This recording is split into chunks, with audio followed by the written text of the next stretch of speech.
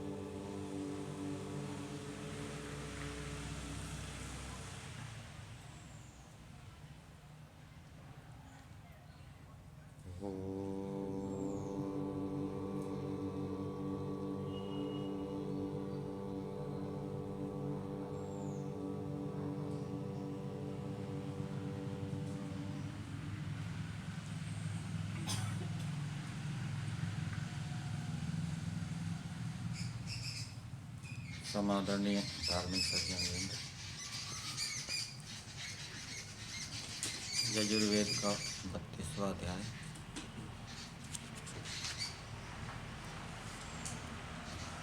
आज मंत्र संख्या 13 का स्वाध्याय किया गया। इससे पहले वाला जो मंत्र था, मंत्र संख्या 12, उसके व्याख्यान में बताया गया कि ईश्वर प्रकृति के परमाणुओं को आपस में मिलाकर संसार को बनाता है।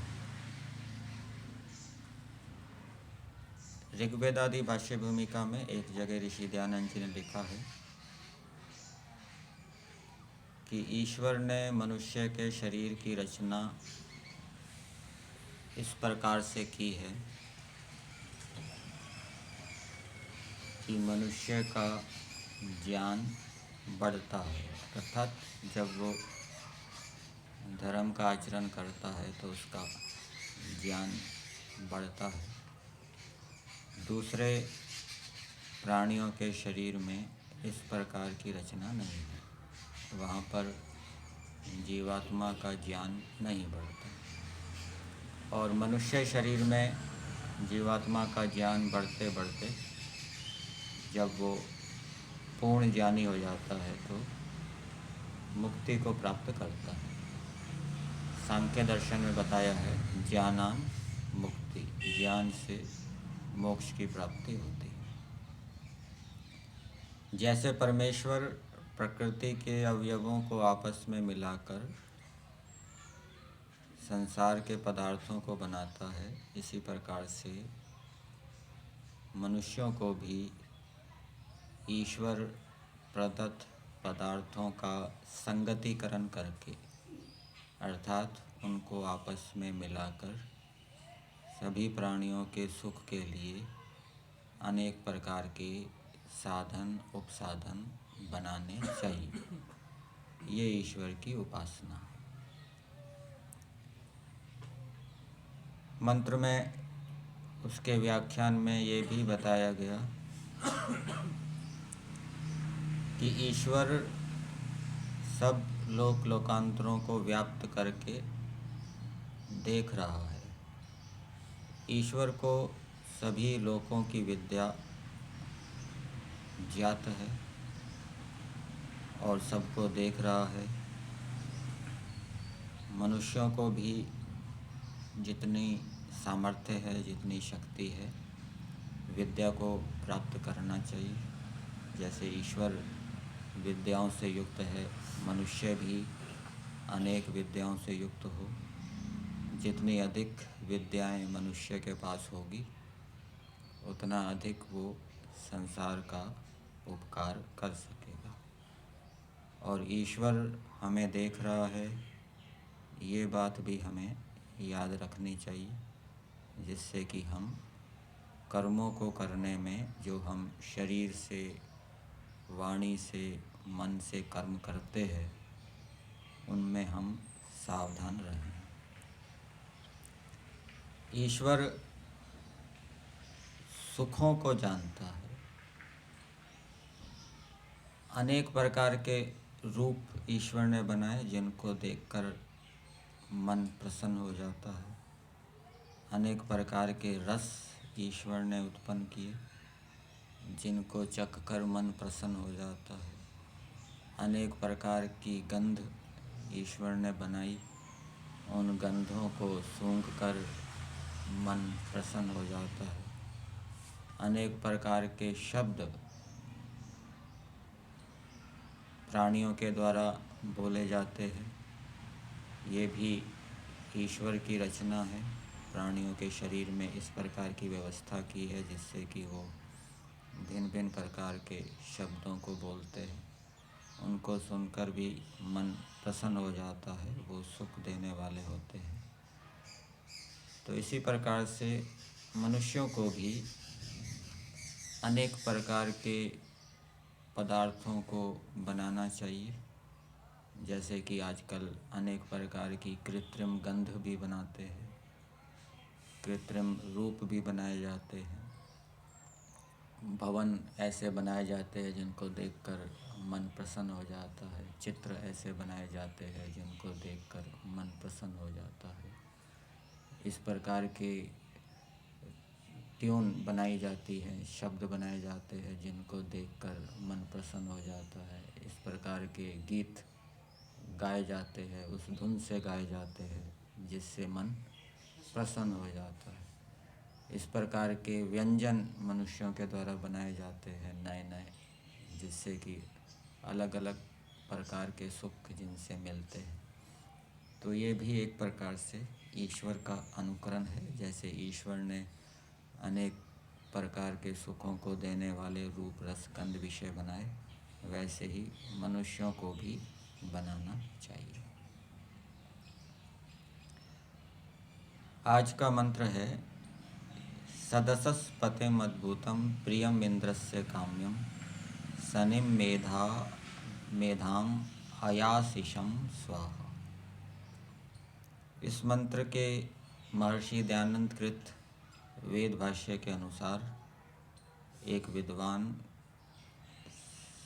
दूसरे मनुष्यों को कह रहा है कि हे मनुष्यों, ईश्वर ऐसा है जैसे उस ईश्वर की सेवा करके मैं मेधा बुद्धि को प्राप्त हूँ, वैसे तुम भी हो।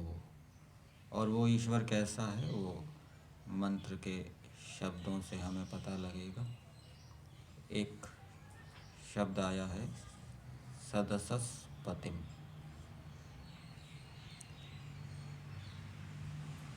सभा का पति, सदस्य शब्द सभा अर्थ में होता है और यहाँ पर इसके कई अर्थ किए गए हैं। सभा, न्याय, दंड और ज्ञान, इनका जो पति है। सभा चार अर्थ की है। ईश्वर सभा का पति है। सभा किसको कहते हैं? सभा के विषय में बताया गया है कि जो 2-3 व्यक्ति मिलकर बैठकर किसी विषय में निर्णय लेते हैं वो सभा कहलाती है। तो ईश्वर सभा का पति है, पालक है, स्वामी है। अर्थात सभा करके जो भी निर्णय लिया जाए वो वेद के अनुकूल हो, ईश्वर के अनुकूल हो, ईश्वर की आज्ञा के अनुकूल हो। दूसरा, सदस्य का अर्थ किया है ज्ञान का पति, ज्ञान का पालक।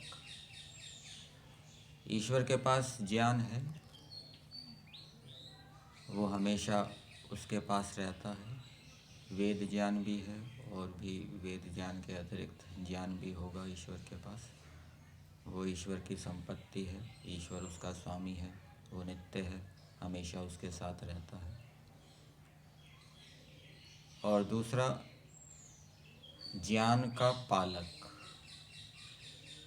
पालक का अर्थ होता है रक्षा करने वाला।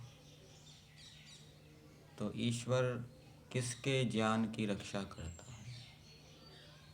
अपने ज्ञान की रक्षा करता है या मनुष्यों के ज्ञान की रक्षा करता है? मनुष्यों के ज्ञान। ईश्वर मनुष्यों के ज्ञान की रक्षा करता है। मनुष्य भी अपने ज्ञान की रक्षा करते हैं, विद्या की रक्षा करते हैं। कैसे करते हैं? विद्या की रक्षा कैसे होती है?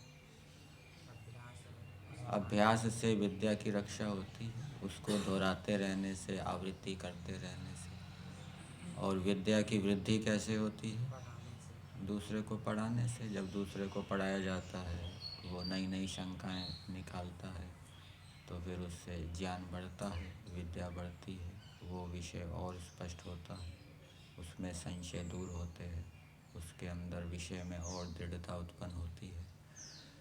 तो जैसे मनुष्य विद्या की ज्ञान की रक्षा करते हैं, ईश्वर भी ज्ञान की रक्षा करने वाला है। अर्थात मनुष्यों को ये ज्ञान दिया है कि विद्या की रक्षा कैसे होती है। ये ज्ञान किसने दिया? ईश्वर ने दिया। और जब मनुष्य इस ज्ञान का प्रयोग करते हैं ईश्वर की आज्ञा का पालन करते हुए, तब उनकी विद्या सुरक्षित रहती है। लेकिन ईश्वर की आज्ञा का पालन करते हुए, ना करते हुए इस ज्ञान का प्रयोग कर रहे हैं, मन इंद्रियों के ऊपर नियंत्रण नहीं है, विषयों में आसक्त है, भोगों में आसक्त है, गलत आचरण व्यवहार करता है, लेकिन विद्या की रक्षा के लिए तो प्रयास कर रहा है, आवृत्ति कर रहा है, तो वो उपस्थित नहीं रह पाएगी। ठीक है, तो वो नियम साथ में पालन करना पड़ेगा कि ईश्वर की आज्ञा का पालन करते हुए विद्या की या ज्ञान की रक्षा जिस उपाय से की जाती है, उस उपाय का प्रयोग किया जाएगा तो वो उपाय काम करेगा, नहीं तो वो उपाय काम नहीं करेगा। वैद्य भी, डॉक्टर भी औषधि देता है तो कुछ परहेज बताता है। उस परहेज का पालन रोगी के द्वारा नहीं किया जाएगा तो वो औषधि काम नहीं करेगी। इसी प्रकार से मनुष्य भी यदि ईश्वर के अनुकूल व्यवहार आचरण करते हुए ज्ञान की रक्षा के लिए प्रयास करेंगे तो ईश्वर ज्ञान की रक्षा करेगा। सभा का तीसरा अर्थ किया है न्याय। ईश्वर न्याय की रक्षा करने वाला है। सभा सदसस्पति, न्याय का रक्षक। आपने ये श्लोक सुना होगा, धर्म एव हतो हन्ति धर्म रक्षति रक्षिता। जो धर्म की रक्षा करता है, धर्म उसकी रक्षा करता है। धर्म की रक्षा करने का अर्थ क्या किया जाता है? धर्म का आचरण करना, धर्म की रक्षा करना। तो ईश्वर भी न्याय की रक्षा करता है, अर्थात न्याय का आचरण करता है, कभी अन्याय नहीं करता। इस कारण से ईश्वर सदसस्पति है, न्याय का पालक है और न्याय का स्वामी भी है। न्याय का स्वामी, न्याय के विषय में ईश्वर जानता है, क्या न्याय होता है, क्या अन्याय होता है, उसको जानता है और उसको ईश्वर बताता भी है। और एक अर्थ किया है सदसस्पति का, दंड का पालक, दंड का स्वामी। दंड दिया जाता है, गलत कार्यों को करने पर दंड दिया जाता है, तो ईश्वर दंड की रक्षा करने वाला है। अर्थात जीवों को पाप कर्मों के अनुसार यथा योग्य दंड देकर ईश्वर उन दंड की क्या है, रक्षा करता है। तो ये कुछ ईश्वर की विशेषताएं इस सदसस्पति शब्द से हमें ज्ञात हुई। तो इसके अनुसार मनुष्यों को भी वैसा ईश्वर जैसा बनना चाहिए। जैसे ईश्वर सभा का पति है, सभा का पति सभा में बैठे हुए सभी सदस्यों का पति, उनकी रक्षा करने वाला। सभा में बैठे हुए सभी सदस्य यदि वेद के अनुकूल निर्णय लेंगे तो उनकी रक्षा होगी, और यदि उनका निर्णय वेद के अनुकूल नहीं होगा, संसार के अहित के लिए होगा, संसार की हानि के लिए होगा, तो ईश्वर उस सभा की अर्थात उस सभा में बैठे हुए सदस्यों की रक्षा नहीं करेगा। तो सभा में जो व्यक्ति जाता है उसका ये कर्तव्य है कि वो धर्म को जिताए और अधर्म को हराए, सत्य को जिताए और असत्य को हराए। यदि वो ऐसा प्रयास कर रहा है तो वो सभा की रक्षा कर रहा है, सभा के सदस्यों की रक्षा कर रहा है। और यदि सभा में बैठे हुए सदस्य अधर्म को जिताते हैं, धर्म को हराते हैं, असत्य को जिताते हैं, सत्य को हराते हैं, तो फिर वो सभा के सदस्यों की रक्षा नहीं कर रहे। तो सत्य को जिताकर, धर्म को जिताकर सभा में जाने वाले सदस्यों को ईश्वर के समान सभा की रक्षा करनी चाहिए। जैसे ईश्वर न्याय का रक्षक है, वैसे ही मनुष्यों को भी न्याय आचरण करके न्याय की रक्षा करनी चाहिए। अन्याय आचरण करके न्याय की हत्या नहीं करनी चाहिए। जैसे ईश्वर ज्ञान का रक्षक है, ज्ञान की रक्षा करने वाला है, वैसे ही हमें भी दूसरों के ज्ञानों की रक्षा करनी चाहिए। दूसरों को ये उपाय बताना चाहिए कि आपने जो विद्या पढ़ी है वो सुरक्षित कैसे रह सकती है, उसका क्या उपाय है। जिस उपाय का प्रयोग हमने किया है वो दूसरों को भी बताना। तो इस प्रकार दूसरों के ज्ञान की रक्षा हमें करनी चाहिए। ये ईश्वर की उपासना है। जैसे ईश्वर दंड का पालक है, दंड का स्वामी है, वैसे ही माता पिता को भी जो संतान है दंड योग्य है उनको यथा योग्य दंड देना चाहिए। गुरु आचार्य राजा आदि को भी उनके अधीन जो दंड योग्य पात्र हैं उनको यथा योग्य दंड देकर दंड की रक्षा करनी चाहिए। ये ईश्वर की उपासना। तो ये ईश्वर के विषय में एक बात बताई, ईश्वर सदसस्पति है, सभा का रक्षक, ज्ञान का रक्षक, न्याय का रक्षक और दंड का रक्षक। दूसरी बात बताई अद्भुतम, ईश्वर अद्भुत है। मनुष्य कभी कुछ काल के लिए अद्भुत रहता है और कभी कभी ऐसा भी हो सकता है जीवन भर भी अद्भुत रहे, अर्थात उसके जैसा कोई पैदा ना हो, उसके बराबर का कोई पैदा ना हो, तो वो जीवन भर अद्भुत ही रहेगा। लेकिन कुछ मनुष्य ऐसे होते हैं वो कुछ काल के लिए अद्भुत रहते हैं, लेकिन कुछ समय के बाद उनसे कोई अधिक योग्य आ जाता है, उनसे कोई बड़ा आ जाता है, तो फिर उनकी अद्भुतता नहीं रहती। परंतु ईश्वर सदा से अद्भुत है और सदा अद्भुत रहेगा। उसके जैसा ना कभी कोई हुआ है ना कभी होगा। ईश्वर की क्या विशेषता है?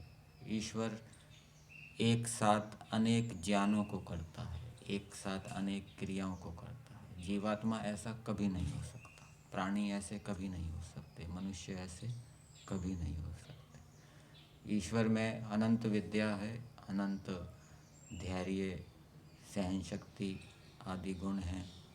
प्राणी मनुष्य ऐसे कभी नहीं हो सकते। तो ईश्वर हमेशा अद्भुत है, हमेशा अद्भुत रहेगा। अद्भुत शब्द का क्या अर्थ होता है?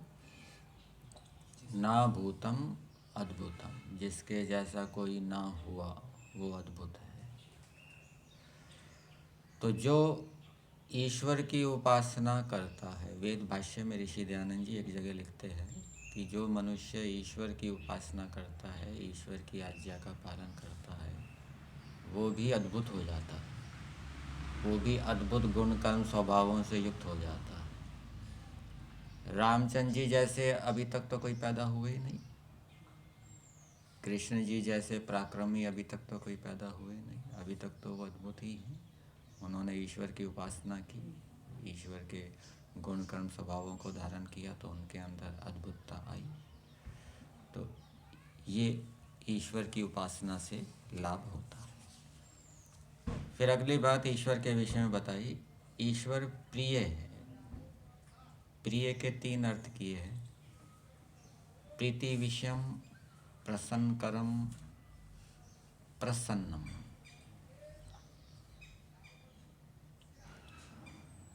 प्रीति विषय अर्थात प्रीति का विषय, ईश्वर में प्रीति करनी चाहिए, ईश्वर में प्रेम करना चाहिए। क्यों प्रेम करना चाहिए ईश्वर में? ईश्वर में प्रेम करना चाहिए। क्यों करना चाहिए?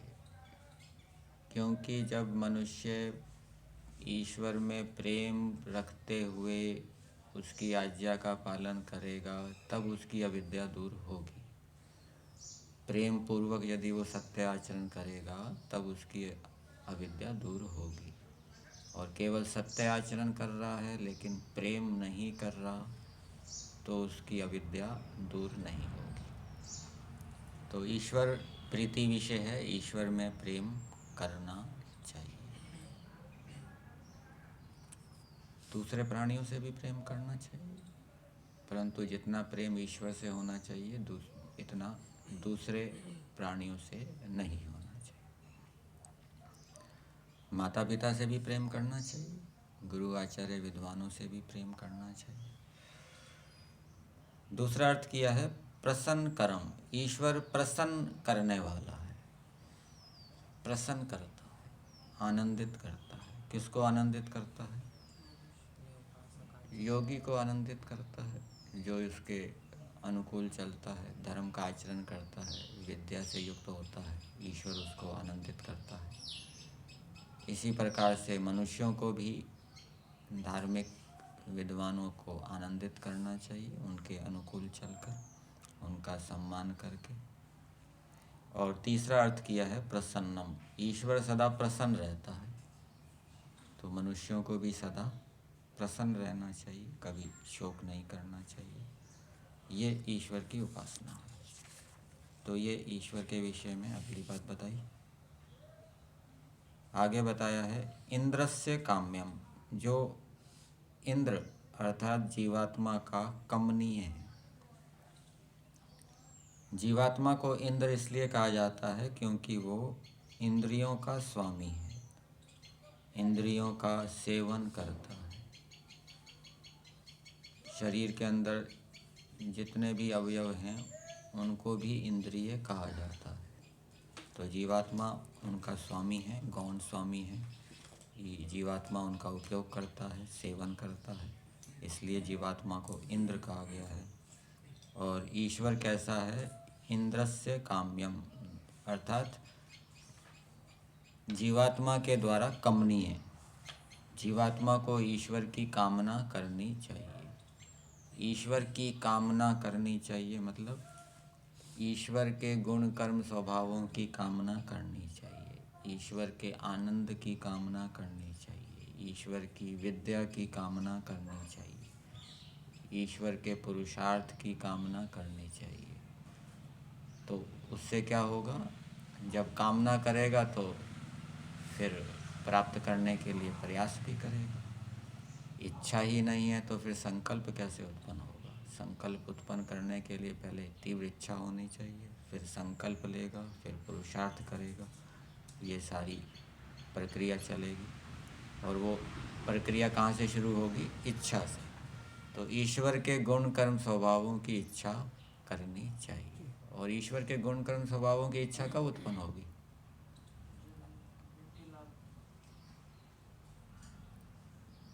उनके धारण करने के लाभ जब हम जानेंगे कि ईश्वर के गुण कर्म स्वभावों को धारण करने से जीवात्मा का ज्ञान बढ़ेगा, सुख बढ़ेगा।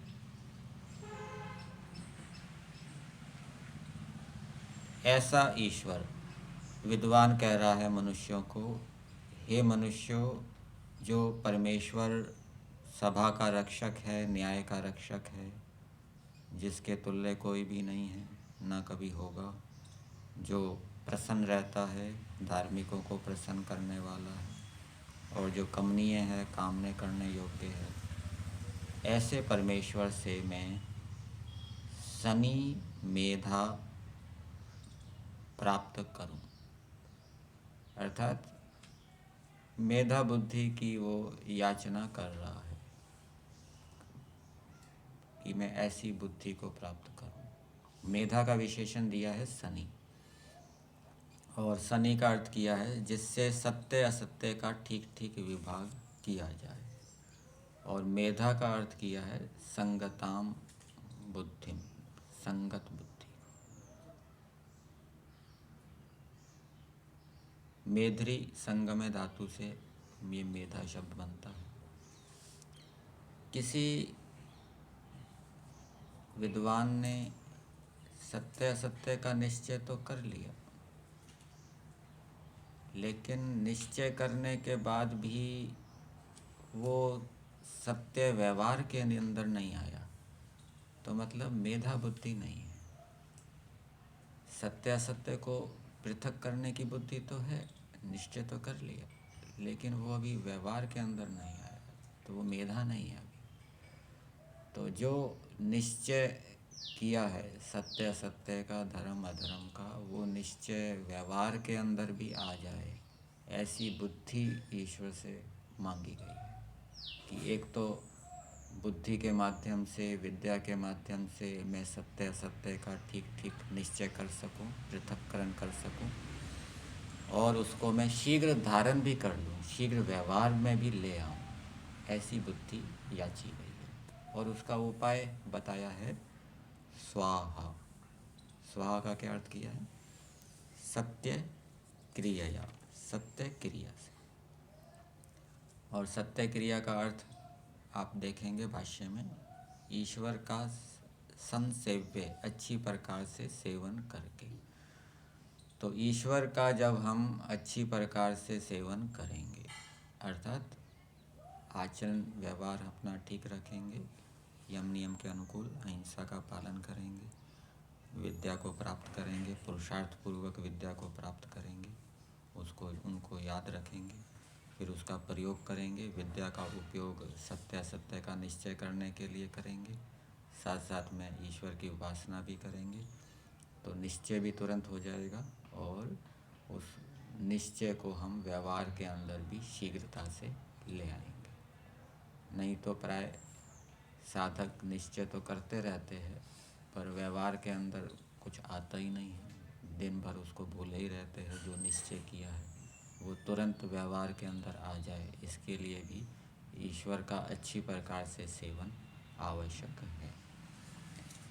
तो मंत्र का संदेश ये है कि विद्वानों को भी ऐसी बुद्धि ईश्वर से मांगनी चाहिए।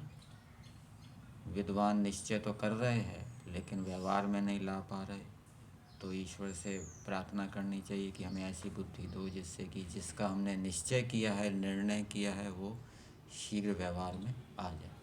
और मान लीजिए किसी का निश्चय नहीं हो पा रहा, निर्णय नहीं हो पा रहा, वो भी ईश्वर से प्रार्थना करेगा कि मुझे ऐसी विद्या दो जिससे कि निश्चय निर्णय भी ठीक हो जाए। और केवल विद्वान ही नहीं, सभी मनुष्यों को ऐसी बुद्धि